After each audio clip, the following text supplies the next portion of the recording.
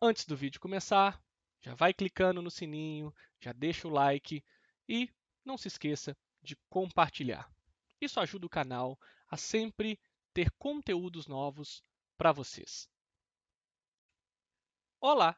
Nesse vídeo de hoje falarei um pouco a respeito da educação ambiental. E o objetivo é entender a origem dos principais impactos ambientais, como eles ocorrem e que ocorrem no Brasil, analisando as transformações causadas e os impactos que eles possuem no nosso organismo.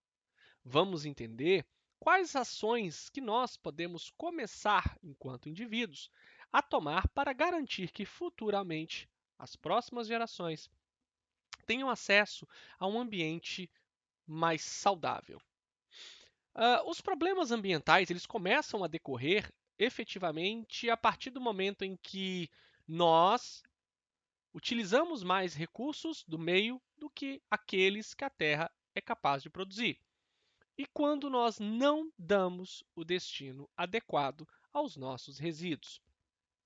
Quando nós começamos a explorar exaustivamente o ambiente e não preocupar em preservar ou compensar o impacto gerado, geramos os problemas ambientais.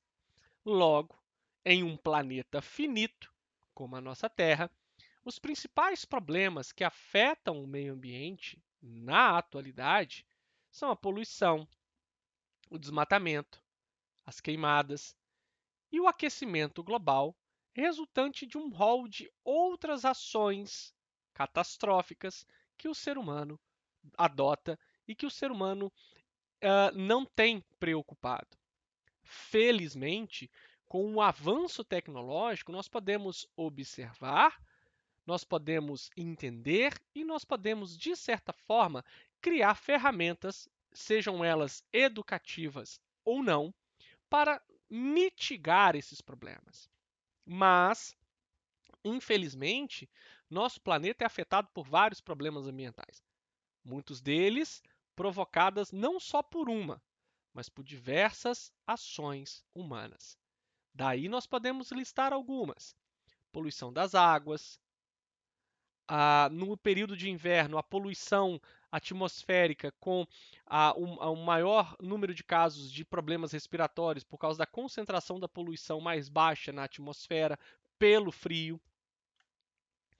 O Brasil e o efeito estufa. O Brasil é o quarto lugar no ranking dos países que mais emite gases do efeito estufa na atmosfera. Boa parte desses efeitos oriundos de queimadas.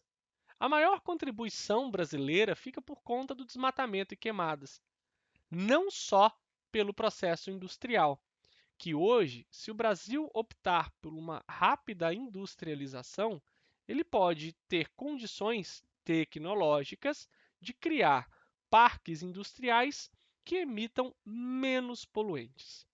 Neste sentido, as queimadas que ano após ano são altamente frequentes no noticiário, nós passamos a ocupar esse ranking. O efeito estufa ele vai ser decorrente da emissão de CO2, que será o que permite a passagem da radiação solar. Porém, ele funciona como uma barreira, como uma manta. A radiação solar vem, mas ela não consegue voltar para o espaço. Para o calor que é refletido pela superfície, ele fica concentrado, formando o que nós chamamos de efeito estufa. Nesse caso, os gases do efeito estufa, principalmente o CO2, permite que a luz do Sol passe por eles. Parte da energia solar é refletida pelas nuvens e pela superfície da Terra. Esses mesmos gases que permitem a entrada retêm grande parte do calor gerado pela luz do Sol. Este calor é refletido de volta para a superfície pelas moléculas de gases do efeito estufa, gerando mais calor.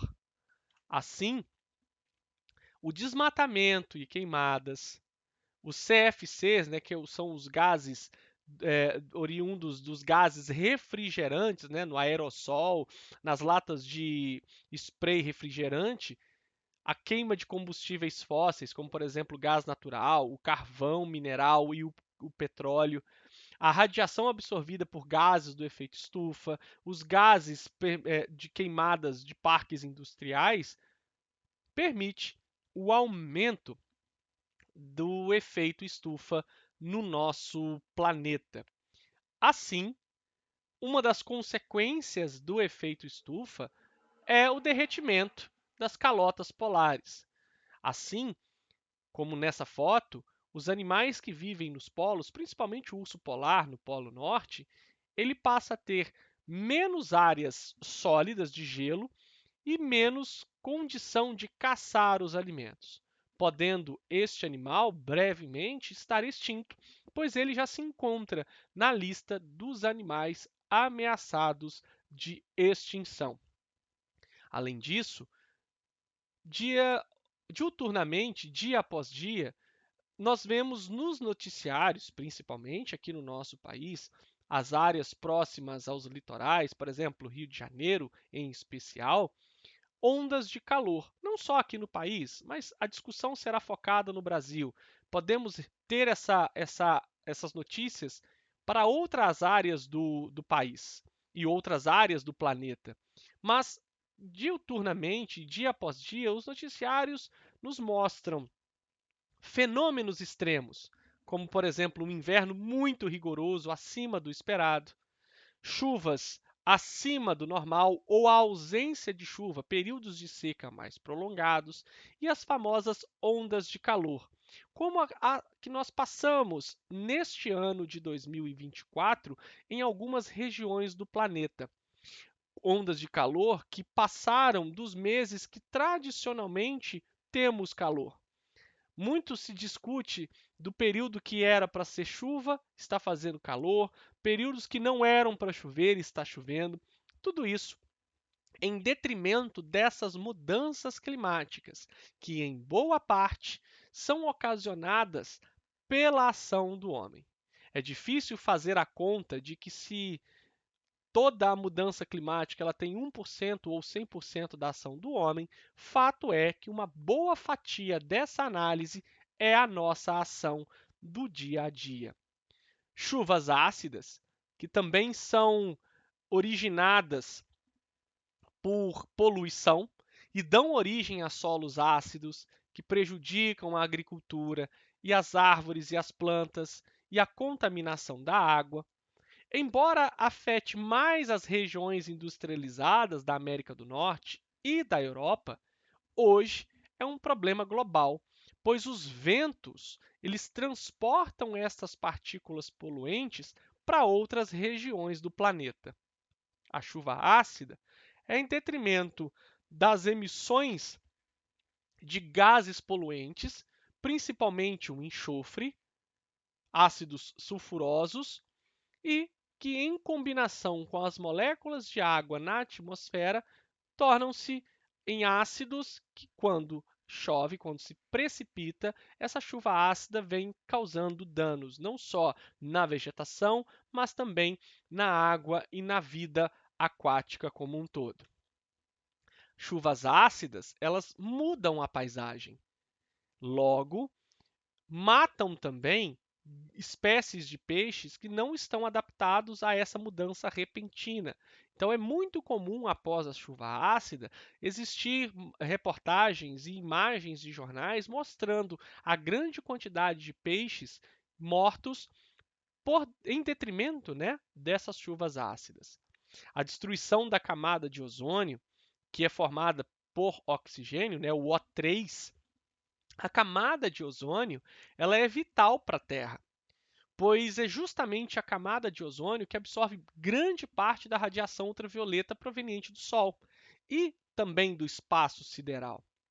A destruição da camada de ozônio é provocada pelo CFC, que é o clorofluorcarbono, que são gases provenientes dessas mecanismos de refrigeração do ar-condicionado, da geladeira, daqueles sprays secos, né, daqueles desodorantes secos, ocasionando, entre aspas, um buraco, que na verdade é uma diminuição da sua espessura, que é maior próximos aos polos. A solução é substituir o CFC por outros gases que não venham a provocar danos ambientais. Então percebam que a ação do homem pode ser não só uma força de impulso à complicação dos problemas ambientais, mas também a solução de tais problemas. Muito obrigado!